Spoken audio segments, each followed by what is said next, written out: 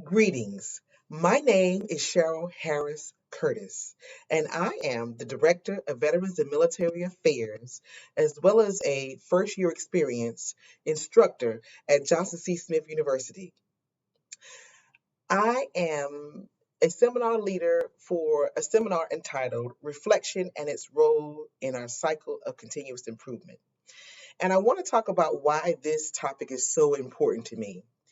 Years ago, when I got into education and started teaching, I was what they used to call a lateral entry teacher. I had no pedagogical experience. I didn't follow a teacher ed program.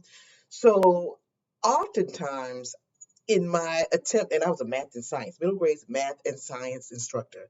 And so I'm charged with making sure these students can pass an EOG. And here I am, the least experienced teacher in the building. So what I started to do was engage in something called reflection. And what made me start to reflect was I looked back at my high school years and I had a trigonometry teacher, Mrs. Borkin, and I remember her coming into the classroom one day after we had taken a trig test and everybody had failed. So when she came into the classroom, she said, I must have done something wrong because the majority of you failed this test. So she took that stack of papers and she threw it in the trash. And we were like, as students, we were like, what is really going on? She threw our test away.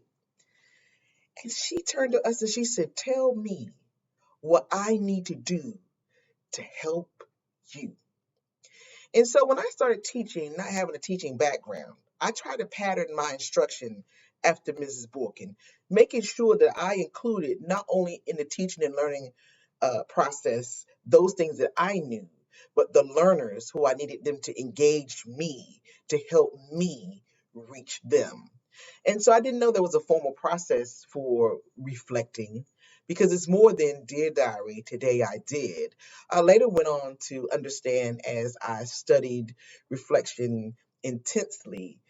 I went on to understand that reflection is something that changes your behavior. When you look back at what you've done, how does it change your behavior or what are you going to do going forward?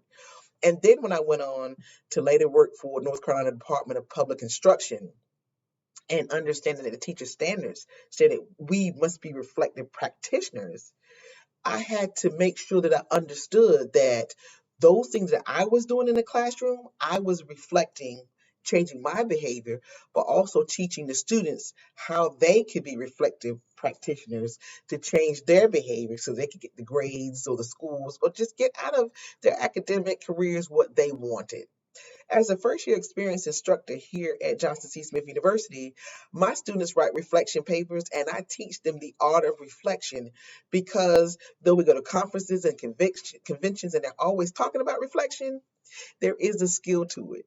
And in order for us to continuously improve, there has to be some support in how to do that. So if you will come with me on this journey, I will work with you and you will work with me because everything we do involves reflection and it can help us all be better. So that's my spiel. I'm Cheryl Harris Curtis.